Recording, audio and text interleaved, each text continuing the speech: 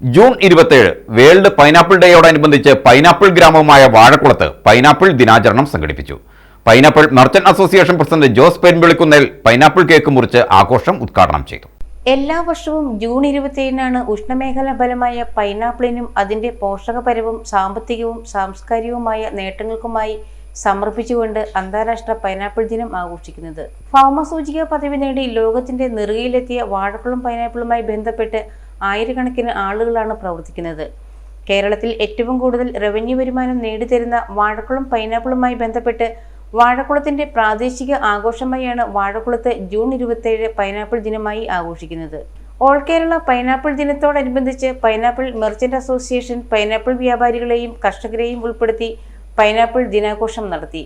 Association president Jose Perumpillikunnel pineapple cake മുറിച്ചുകൊണ്ട് ദിനാഘോഷം ഉദ്ഘാടനം ചെയ്തു. നമുക്കിതൊരു വലിയ ഉത്സവമാക്കി മാറ്റണം, നാടിന്റെ ഉത്സവമാക്കി മാറ്റണം. അങ്ങനെ ആകുമ്പോഴാണ് പൈനാപ്പിളിന്റെ ഒരു പ്രസക്തി നമുക്ക് കൂടുതൽ കൂടുതൽ പ്രദേശങ്ങളിലേക്ക് വ്യാപിപ്പിക്കാൻ കഴിയുകയുള്ളൂ. ഇന്ന് പെട്ടെന്ന് ഒരു ഷോർട്ട് നോട്ടീസ് തന്നപ്പോൾ ഈ പ്രദേശത്തേക്ക് എത്തിച്ചേർന്ന പൈനാപ്പിൾ വ്യാപാരികളെയും തൊഴിലാളികളെയും മറ്റ് കർഷകരെയും ഒക്കെ ഞങ്ങൾ അഭിവാദ്യം ചെയ്യുവാൻ ഈ അവസരം ഞാൻ വിനിയോഗിക്കുകയാണ്.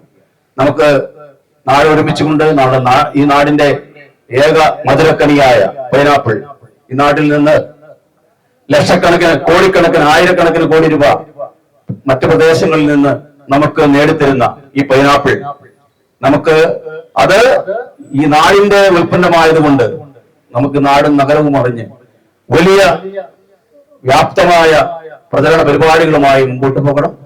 യോഗത്തിൽ വൈസ് പ്രസിഡന്റ് ജിമ്മി തോമസ് സ്വാഗതം ആശംസിച്ചു.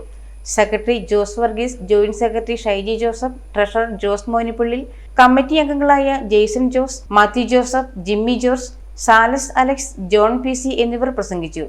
യോഗത്തിൽ ഷൈൻ ജോൺ കൃതജ്ഞതയും രേഖപ്പെടുത്തി. News bureau, Vazhakulam.